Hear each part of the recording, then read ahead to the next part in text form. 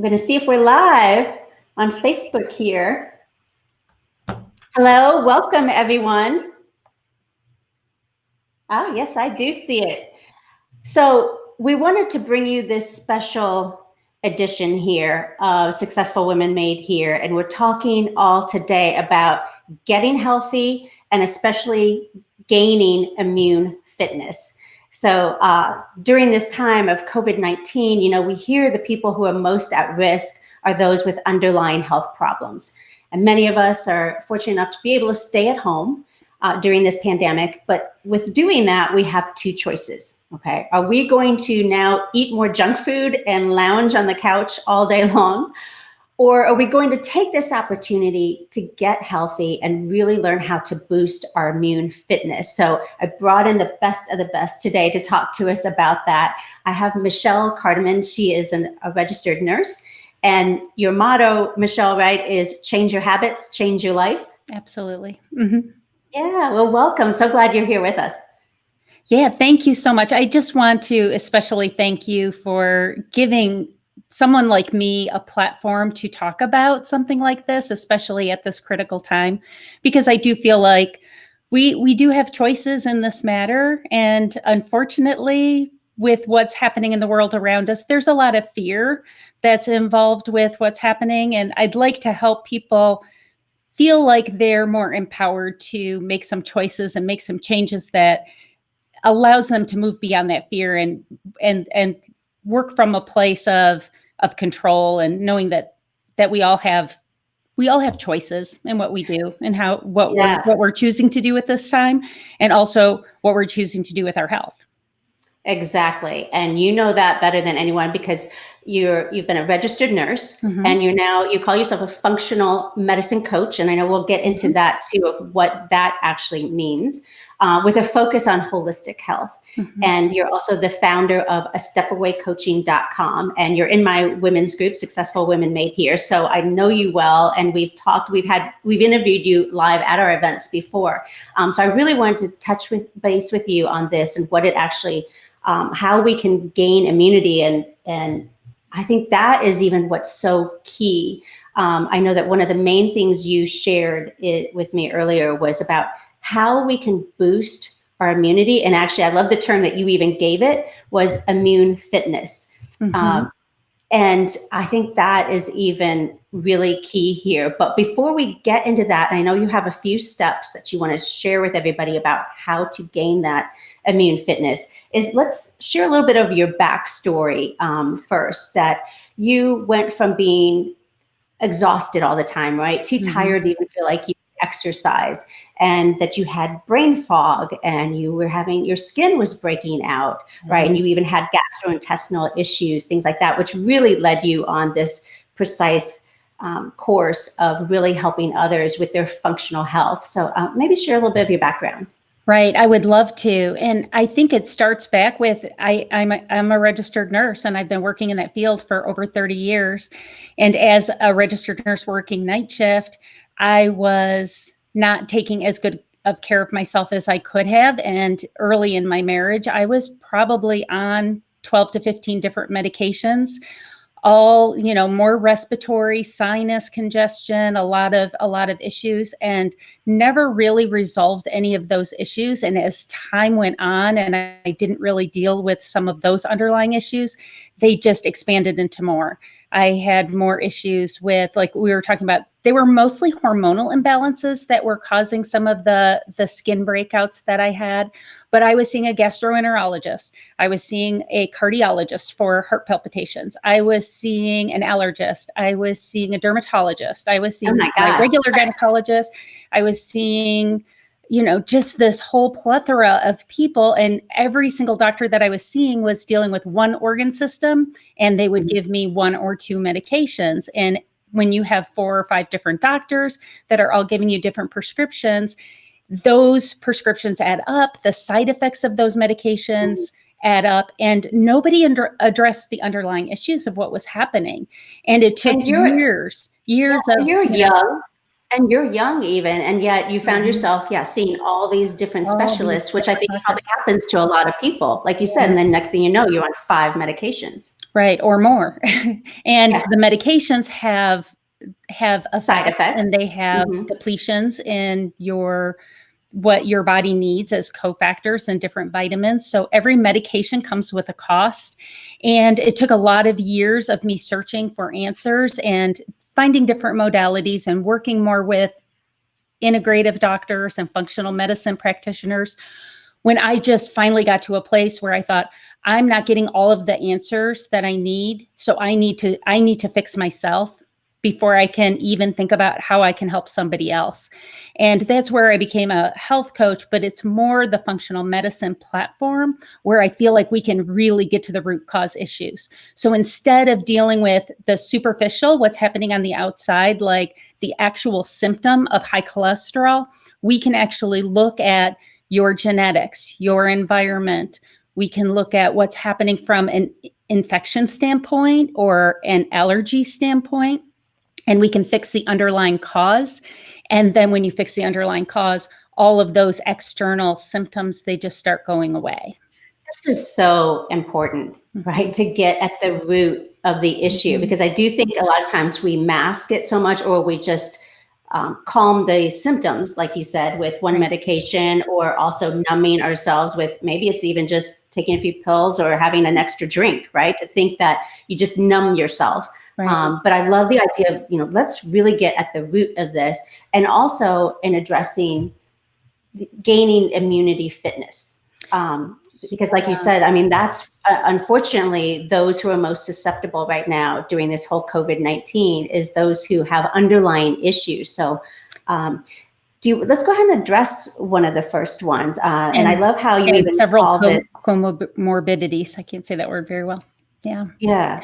I know that you even mentioned, in terms of how we first may even go about that, is by having self-care versus self-improvement. For one of the things that I'd like to talk about is just the immune system in general. And we're really afraid. A lot of us are afraid of this horrible virus, but viruses have been around for a long time. And I love that my teacher gave it a really simple visual of what a virus is.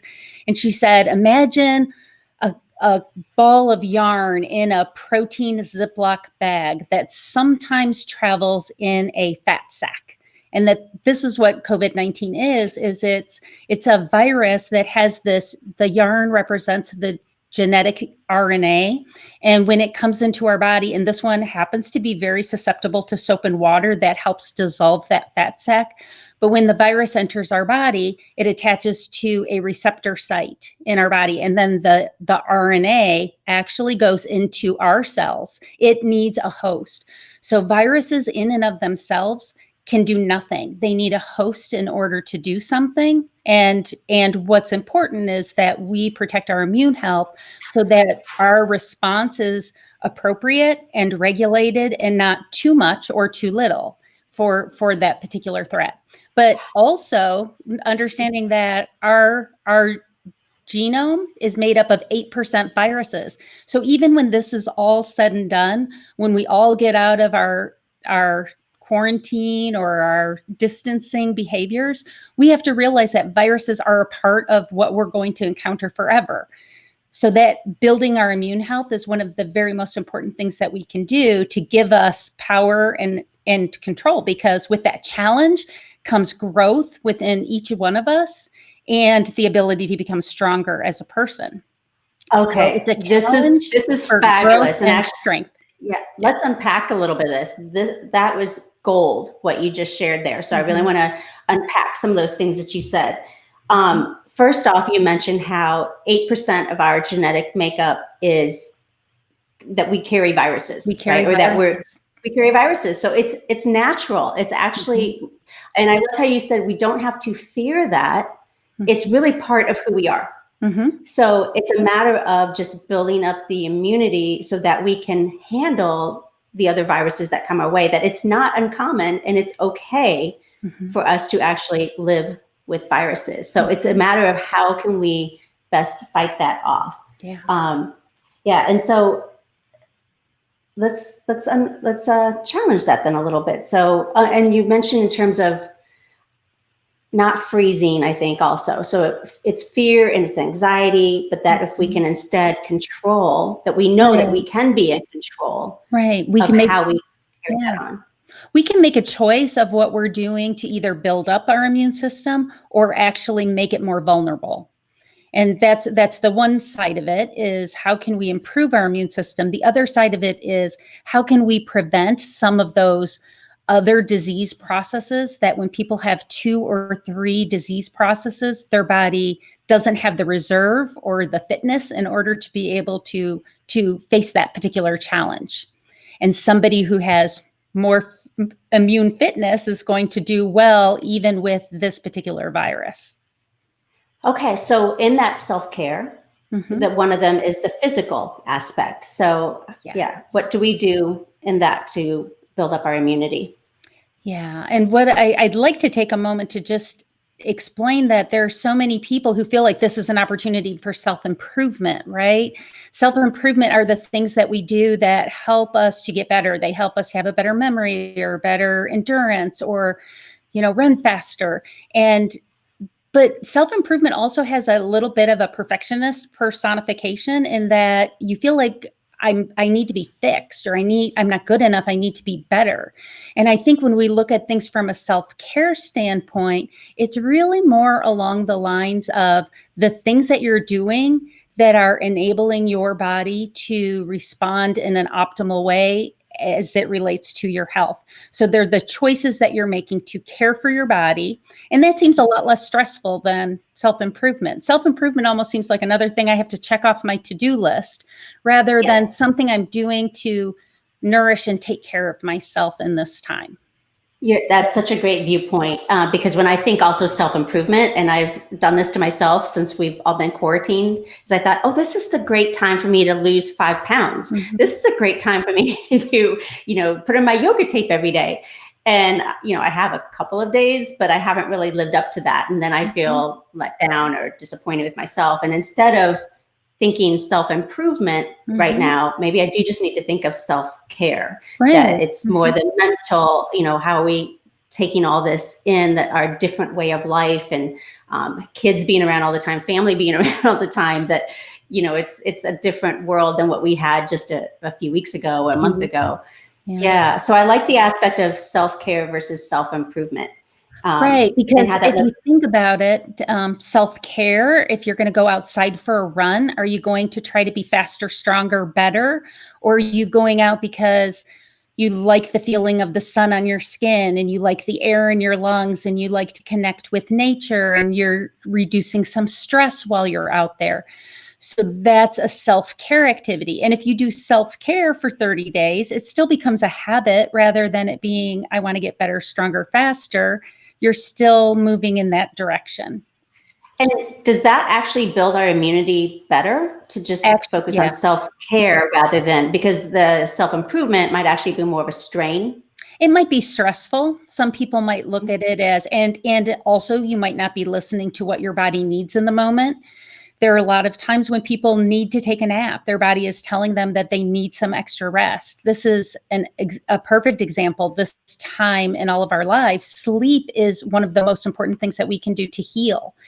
And if there's nothing else that people do during this 4 weeks, if they focus on getting a good night's sleep, and if you run into problems sleeping because you're stressed, there are some strategies that you can start to implement in your life to calm down those nervous feelings. And some of those go into some of the things that we talked about with the self-care model. You can do the physical things, which is sleeping and eating the right food and getting sunlight. But there's also a social element of self-care, connecting with other people. And the family dinners have really increased. But are we having a family dinner with, chicken nuggets and French fries? Or are we having a family dinner with some vegetables and things that are helping to build your immune system? So there's different ways of looking at the same thing. And are you thinking that self-care is actually a glass of wine after dinner to help you relax and calm down? And I think one of the biggest things is self-care things there's no regret for self-care. There's no, I woke up in the middle of the night because I had that wine, or there's no, I shouldn't have eaten the cookies because now I feel Self-care behaviors really help you to feel better, and they stay with you in the long run. Whereas things that we do to kind of numb ourselves, like the use of alcohol and sugary snacks, they actually hurt your immune system. They don't make you feel good. They can feel good in the moment, but they don't lead to continued improvement or continued feeling good or continued health. So even though it sounds like a good self-care thing, I'll have a glass of wine, I think it's up to that individual to know, is this really self-care, or am I trying to numb this feeling in this moment? Am I masking something? Strategy. So I do want to let everybody know that we are live on Facebook right now. We will post this to YouTube after the fact too, but either place, certainly give us your questions, ask them right now. We see Dr. Nerissa Bauer is here watching. So hello, Dr. Nerissa. If you have some questions too, you want to ask of Michelle. I love that we have the medical field here at our fingertips. But do let us know if you have questions in terms of how you're operating with either self-care, or if you have been focusing on self-improvement, or just want to share with us some things you've been doing maybe to help you mentally, physically get through this time. So, and also Victoria Finch, hi, glad you're watching here as well. But do put your questions in the comments, and even afterward on YouTube, which you can find us at Successful Women Made Here when you search those in YouTube. Feel free anytime to leave comments. We'll keep checking in there. So let's talk about some of these aspects we have here between physical, emotional, psychological, spiritual, in terms of how we can incorporate those more into self-care. Right. One of the things I do have a visual, and it's about sugar, because a lot of people were more tuned into self-comforting right now. So a lot of people have increased their sugar intake in their diet. And I have this visual of, this is 5 pounds of sugar. So this is what the average American consumes, like over a 10-day period, is about 5 pounds of sugar. And what our bodies can actually handle is about this amount. It's about a... Oh, that's great. Hold those up again side by side. So you're saying in 10 days time? In 10 days, the average American consumes this amount of sugar. And what our bodies can actually handle is this. That even seems like about too much. 6 teaspoons a day for a woman and about 9 teaspoons a day for a man. And what happens is, because we put this much in our body, it becomes, our bodies know that sugar is toxic. And so it doesn't allow the sugar to go into the cells. And what's interesting is, at any given time, we only have about probably 1,500 calories worth of sugar stored throughout our body for metabolic needs in our muscles. So if you're not expending a lot of energy and exercising, then whatever's extra can't go into the cells, and it has to go somewhere. So we call insulin our fat storing hormone for a reason. It usually shifts that sugar into fat and stores it, usually as triglycerides in the liver. So triglycerides are actually 3 sugar molecules with a backbone of something else. That's why we call them triglycerides. So when people go to the doctor and they see high triglycerides, it's usually because that sugar has been converted in the liver, and it's showing up that way in our blood. But the sad thing that happens is, when your sugar levels go up, so does your stress response, and so do those inflammatory markers called cytokines. They go up. And so something that started as, you just ate too much sugar, all of a sudden now you have a fatty liver. And it's like that insulin resistance leads to more and more your body saying no to letting the sugar in, higher levels of insulin, the more inflammatory markers. And then we have high blood pressure and high cholesterol and heart disease and kidney disease, all stemming from the beginning of just having too much sugar. So it becomes a metabolic disorder with multiple organ systems instead of just one. Wow. That's incredible. And when your body is stressed, it can't fight what it comes into contact with viruses. We do have a couple of comments Okay. in regards to what you were saying. That was amazing. So first, even Dr. Bauer says, wow, that's a lot of sugar. And that the visual was very powerful, makes you stop and think. And Victoria is asking, are all sugars toxic? And we have eliminated high fructose corn syrup in her household. She's talking about that they use very little sugar. But so two questions. One, she wants to know, is all sugar toxic? And then also, what about cane sugar compared to? Right. Cane sugar is sugar. Honey is sugar. There's some maybe better forms, but it's not necessarily that your body behaves any differently with cane sugar than it does sucrose, which is the table sugar. The white sugar. Really? So here So if you have So here I was amount, thinking I was being more healthy by I make sure I only use honey instead and my yogurt and things. But you're saying it's the amount and it's just having sugar regardless. Regardless, once you hit that magic number of a certain amount of added sugar, then you're putting that little bit of extra stress on your body, and your body will not, because it's toxic, will not put extra sugar in the cells. It will move it and convert it into something else. And even protein, believe it or not, gets converted into fats if you have too much protein. And people don't necessarily realize that, but we can't store amino acids. That's what happens when protein breaks down. It breaks down into amino acids, and you need amino acids for a lot of functions in the body. But if you have excess, then it gets stored as fat as well. So that's where I think a lot of people, and I'm not saying the ketogenic diet is a great diet, but that's why the ketogenic diet has been very successful in helping people who have insulin resistance to develop the ability to use fat as energy. Because if we keep adding sugar or keep adding food into our diet that our body needs to break down, a couple of different things happen. But one of those things is our body can never rely on the stored fat, and it's always taking in and using what's readily available. And then we get to a place where all of a sudden, then in the middle of the night, we're waking up and it might be our blood sugar is low, but we haven't taught our body how to dive into the fat stores while we're sleeping to get through the night.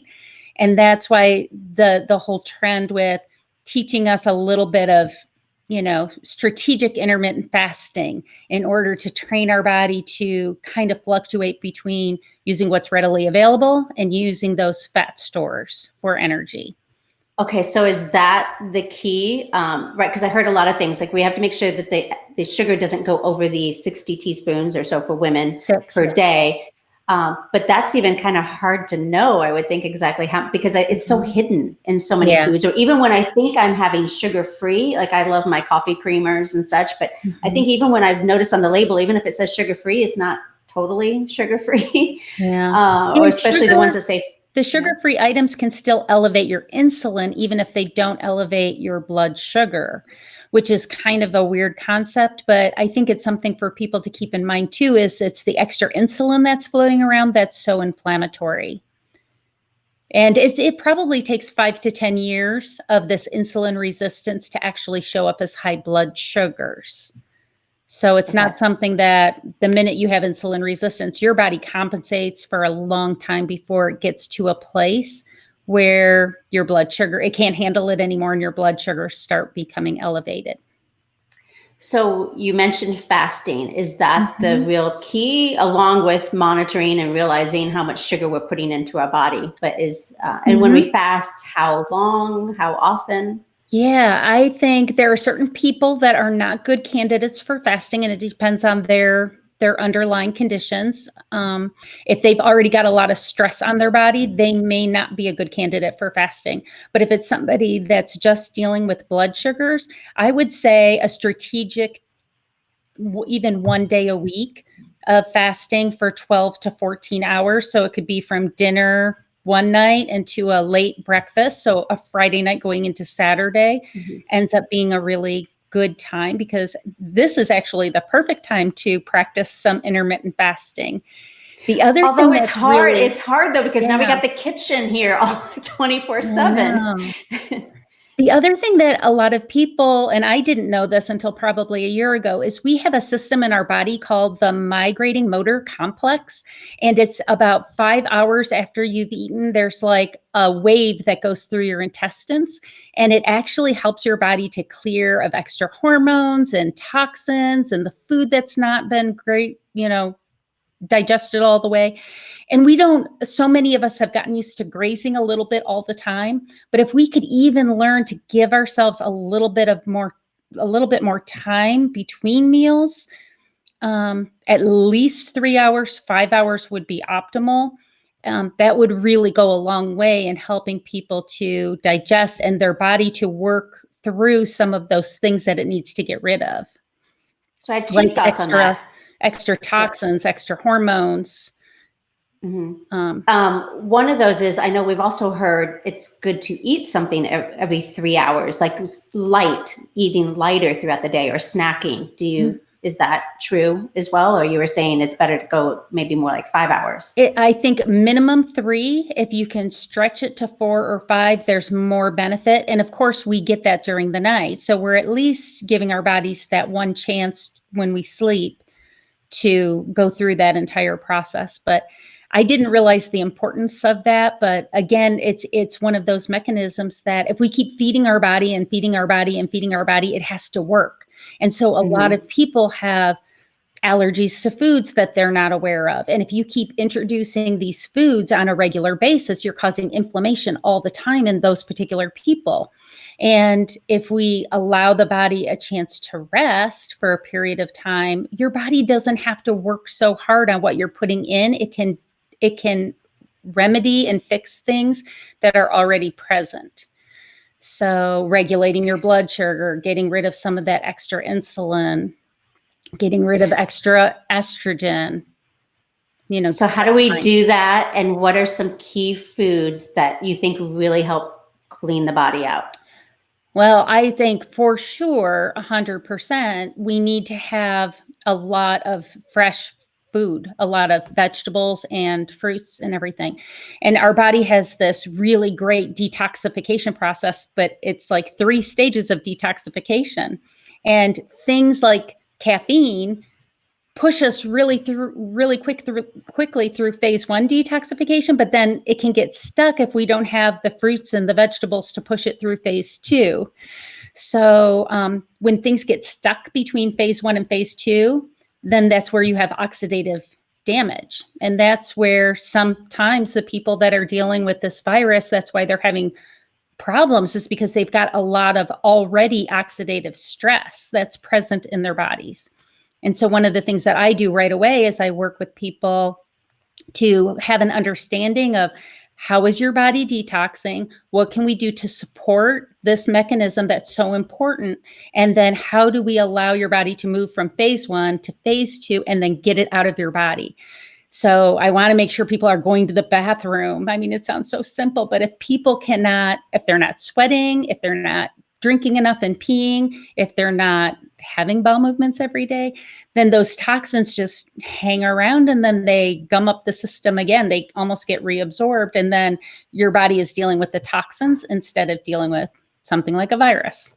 So, yeah. So really help. And those are factors you feel like are most making people most susceptible to things like COVID-19. Yes, because their body is dealing with these additional burdens like chemicals in the environment or toxins, and then their body can't get rid of them, or they're stressed. So things are getting stuck in that detoxification process. They're not going all the way through to elimination. They're just getting jammed up in there, and really having an understanding of how can we support that system? How can we make sure that people are getting the nutrients that they need to do those normal body mechanisms that happen automatically?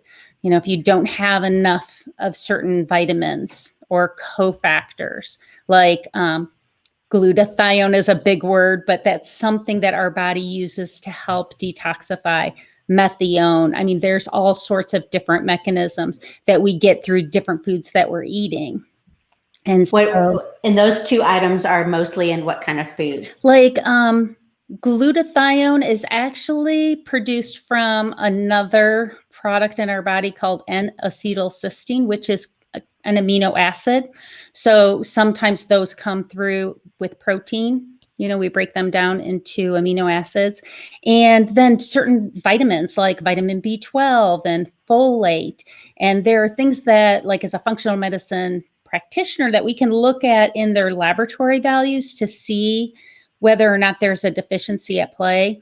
Zinc has been really critical for some people right now with the COVID-19, a zinc deficiency. And they found with some of the people that have the best success using the new medication, the hydroxy chloroquine, with azithromycin, with zinc. I mean, there's that combination of things. So I like to make sure people are not zinc deficient, because that can affect a whole bunch of different systems. I like to make sure they're not B12 deficient, because if they have a B12 deficiency, they could have what we call macrocytic anemia. They have big red blood cells that can't perfuse into the little tiny capillaries. So some people are more at risk for cardiovascular issues because they have a B vitamin deficiency. So we look at those underlying causes, and a lot of those come back to diet.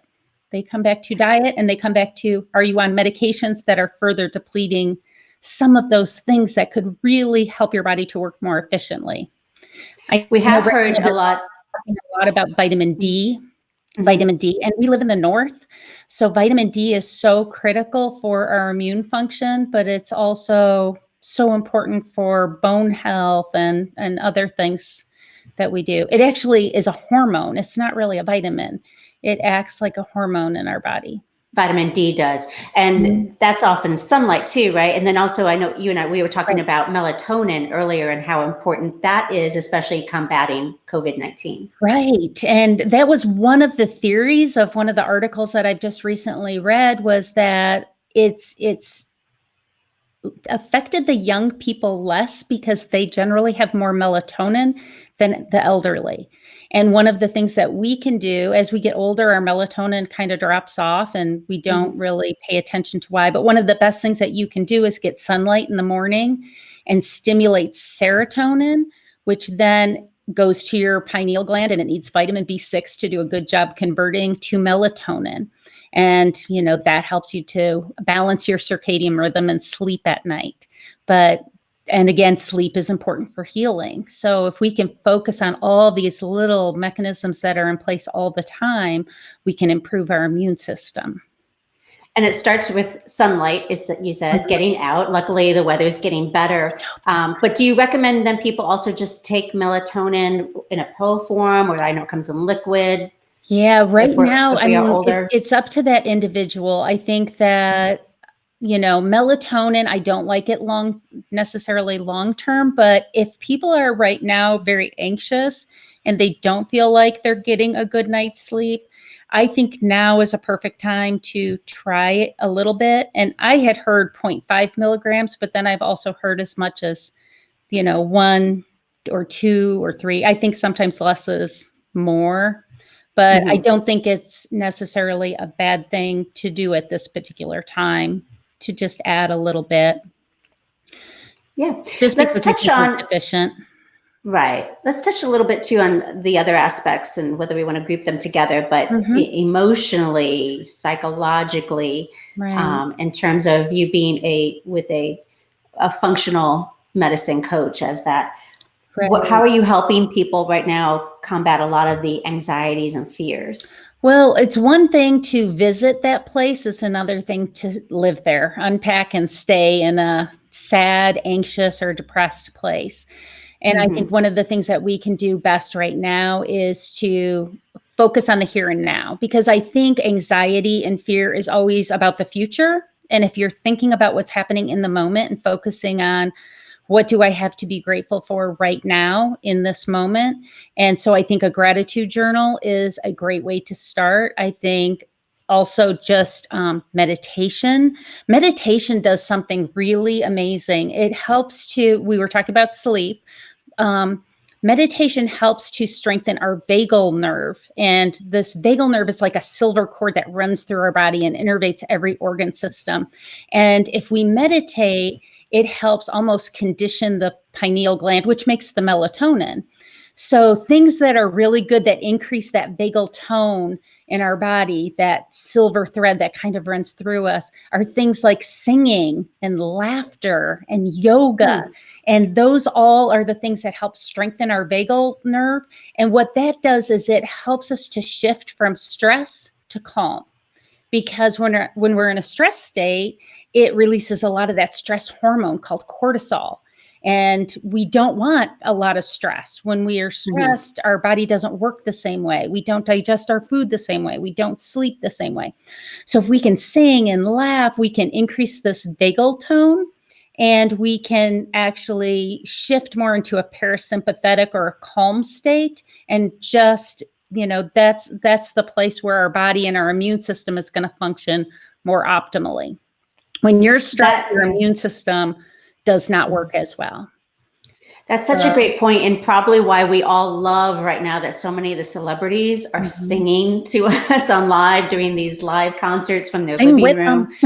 Yeah, right. And even we just praying. I know it sounds so silly, but even somebody who I know, I grew up Catholic, so we say the rosary, and even the verse of saying a Hail Mary or a prayer puts your body into a breathing, and it's like an inhale exhale mode that allows your body to be calm. And before we sit down and eat our meals, this is something that's so easy that we could do right now for self-care, is don't multitask while you're eating. Sit down, be thankful for what you're eating, and sit down. And even if it's not the best quality nutrients, allow that moment for your body to just be thankful and take the food in. And of course we can make better choices with our food, but it's taking the time to shift into that parasympathetic state that's going to give us more peace, more calm, more control, and then allow us to, if we need to be stressed, we can shift, but not stay in that chronic state. Yeah, no, that's great. I'd love to hear from any of you watching right now. If you want to even leave a little note on what are you doing to stay calm, what any particular foods you're eating right now that you think are especially healthy. And also, Michelle, you mentioned that you're going to be able to share with everybody a 14-day challenge, how they can get that. Yeah, as well as I know you have another gift for them. I know. So I have an application that I use. It's called Coach Connect. And it was going to be my gift to anyone who came on and decided to participate. But it's 14 days. And it has recipes, it has shopping lists, it has things that are all food related, do's and don'ts of certain foods that help you to get healthy quicker. But it also has the ability to connect with your fitness device, so you could track activity, you can track meditation time, you could track your sleep, you can track elimination if you want. But it's a way to also connect with someone else, and then you get reminders through the day about, are you drinking enough water? So it's just like having a little buddy that's just like reminding you to do some of these things that we know are good for us, but it's just sometimes we feel overwhelmed, and then sometimes it's nice to just have a reminder like, oh yeah, I didn't even check to see how much I slept last night. I didn't drink enough water today. Yeah, no, that's great. And I love that you have a self-care checklist for everybody. So Emily has a comment. She says on top of her practice is that she does meditation and yoga, and that she started tracking her food, tracking what she's eating. Those are all excellent points. I know that I mindlessly eat a lot of times, or I get later in the day and I forget even if I ate or what I ate.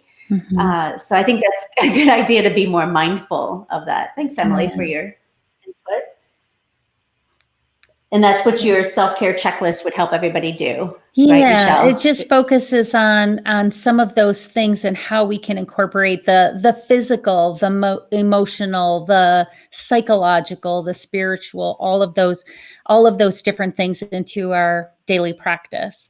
And this doesn't have to be stressful. It doesn't have to be another thing to check off the list. It's just, I think I always go back to one of my favorite quotes was from Jessica Ortner, and she said, We can't, we can't hate ourselves happy, and we can't shame ourselves wealthy, and we can't, criticize ourselves thin. Real change happens with self-love and self-care. And I think that just sounds so much less stressful. It just sounds like, oh, I can change, and it doesn't have to be hard. It doesn't have to be big. It can be something little, because, we always learn that, you've got this huge door, but there's a little tiny hinge that moves this big door. And sometimes if we focus on just those little things, we can move something big, with a small change. Yeah, no, that's great. So I guess if we were to sum up what all we've talked about here today, and having an immune fitness is your best protocol in terms of fighting off viruses, because we have viruses in us. That is part of life. It's part of our environment. It's part of our genetic makeup, and that it's not unnatural really to have a virus in us, so that we're actually maybe built even, right, to combat those. So the best practices, if you want to sum up in terms of how we can gain this immunity for our fitness level, would be, I know we talked about physical, emotional, psychological, stay away from sugar. Yeah, minimize sugar. It really depresses your immune system for several hours. So the biggest things would be eating whole foods, making sure we're getting plenty of fruits and vegetables, so that we can make sure that we're pushing everything through the detoxification process within our body, and getting the essential minerals and vitamins that we need for all of the different organ systems to function optimally. So eating whole food, making sure that we're getting some fresh air, movement, exercise, if you want to call it that, but it can be dancing, it can be fun. And then taking care of making sure we're sleeping is huge, because that's when our body takes the opportunity to heal. So sleeping is going to be important. Staying hydrated, super important. And then tapping into who is our community, who is our support system, and practicing gratitude, practicing meditation, really strengthening that vagal nerve and shifting into that parasympathetic state that allows us to digest our food better and allows us to sleep and heal better. And, of course, spirituality, I think that comes into all of it, because when we treat the whole person, then everything works in synchrony with everything else. And it allows us to face a challenge when we have a challenge that we need to face. And it allows us to heal, to make us stronger and more resilient for whatever comes next. I think that growth and that strength and that resilience is important, for us to survive. So we can control that. We have the power. I think that's what's even so key. We do have control. We can make the choices of what we eat, how much we get outside, get some fresh air. Like you said, it doesn't have to be major exercise. And I love the whole concept too of it's self-care, not self-improvement. I don't have to go out and prep to run a marathon. It can just be. You can, but yeah, sure. It might not be where people are at right now. And I think it's respecting where you are and listening to your body and understanding that self-care is probably the very most important thing that we can do to protect ourselves right now. And I learned a lot of things from you today, but especially too, I didn't know about the vagal nerve, how important that was to our well-being. You talked about the migrating motor complex. Had not heard of that. So those are key factors. Are there particular vitamins or so, and I don't want to call them vitamins, maybe nutrients that you say especially are at the top of the list that we should make sure we have? I know you mentioned a B12. Yeah, I think that for right now, getting sunlight, if you can't get sunlight because we live in the north, I think making sure that your vitamin D level, and this is not just now, but this is only phase 1 of what we're experiencing. There's going to be a phase 2 and a phase 3. So at some point, getting to your doctor, getting that level checked, and making sure that your vitamin D is at an appropriate level to really help support your immune system and your energy. It really helps with energy as well. So vitamin D is huge. I think vitamin C, it's okay for everyone to be taking vitamin C right now. And I would say 1,000 milligrams for adults is probably an okay amount. The melatonin can be a choice depending on the person. I would go very low and keep it low. And then some people have said vitamin A, but if you have vitamin A and a multivitamin, it's generally enough. The one thing I will say is if people are taking a vitamin D supplement without magnesium, our body actually needs magnesium to convert vitamin D into its active form. So if you take vitamin D and you're not taking magnesium, you can drive down your magnesium levels, and then that can cause other problems in your body. The magnesium actually helps our body to be insulin sensitive. So if magnesium starts to drop, that can affect your blood sugar as well. That's fabulous. Yeah, and then there are some other things like one of the things that's really good right now is they're even talking about quercetin. It's kind of like the natural form of a histamine that's been really effective for an antiviral kind of component. And the zinc, some people need zinc. So I would have to talk to the individual to see if there's a good amount for them or if, they have enough. But I liked earlier too, you had mentioned that we are built to fight the virus, right? That it's natural for us, so we don't need to fear that. And that all viruses need a host. So as long as we're a strong host, and washing your hands, because it's not very stable. I mean, it as soon as we get through that fat sac that it's living in, then we can make it very vulnerable. So that's I think it gives us a lot of permission to know that we can kill it. It can't survive unless it gets into our body. And if it gets into our body, we have a mechanism in place for our body to protect itself from the virus. But you said it will live in the fat sac? Yeah, it would live in our fat. So it would help. The virus travels. The virus is like a RNA component that's in a package. And then some viruses also have a fat sac around the outside of it. So that fat sac is susceptible to soap. And that's why soap and water has been so effective. And like when we come home, if we've touched something, we can wash it off our hands and not have it get into our body. Because if you wash your hands and don't touch your face, that's part of how we can eliminate some of the transmission. But I'm hoping that even when this is all over, that people take into consideration that people die of the flu every year. They die of influenza. So imagine if we took some of these habits that we learned about better hand washing and not touching our face and washing our hands as soon as we get home, and social distancing when we're sick. If you're sick, stay home. I mean, why during the normal flu season do we think it's okay to spread that around and maybe have a part of our vulnerable population succumb to that? So I hope we're learning lessons. I hope that this is all teaching us that some of these habits that we're forming right now, we can continue, not to the same degree, but we can still help to protect each other. Yeah, no, that's a great point, that the silver lining is that we get in better habits. So like you said, to fight off other things and not spread even things like the flu.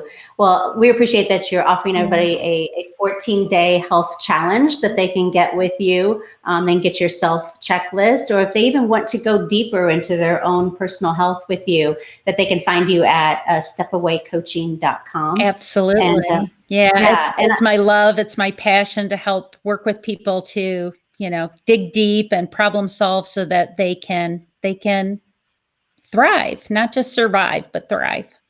Yeah. Define for us a little bit too, but your title. So, you call yourself a functional medicine coach. What exactly does that mean? A lot of people may not be familiar with that term. Yeah. So the concept is, I don't want to say traditional. Conventional medicine is very much symptom oriented.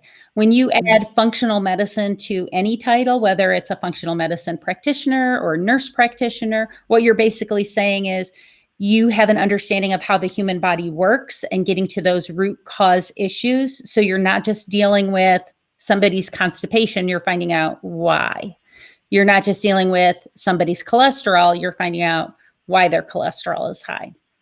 So digging a little deeper, and everybody, like you could have 2 or 5 different people with high blood pressure. They might all be high for a different reason. And yes, lisinopril will bring all of their blood pressures down, but you've never gotten to the root cause for that individual, their individual genetics, their individual environment that they're currently in or grew up in. What could all be at play, getting them to that place where they're having a chronic disease process. So resolving all of that, getting down and looking at the person as an individual, as a bio individual, and helping them through that.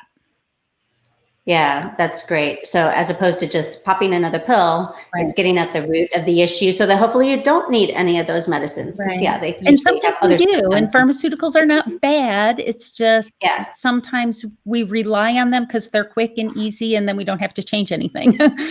right. Sometimes we don't like to change. So Yeah, or having a few of them rather than 12. right, yeah. But if you knew that there was something that you could do so that you didn't have to take it, it gives Mhm. you a little bit more power to make the choice to make the change. Yeah, yeah. Well, thank you so much for all these tidbits and advice so that we can build our immunity, that we can help fight off COVID-19, Yes. and as well as many of the other viruses And that our beyond. body will, yeah, and beyond, and come in contact with. So thank you so much, You're Michelle. welcome. Thank you. All righty. So, and thank you all for joining us here with Successful Women Made Here and our Success Studio podcast and more. All right. Have a great day. Thank you.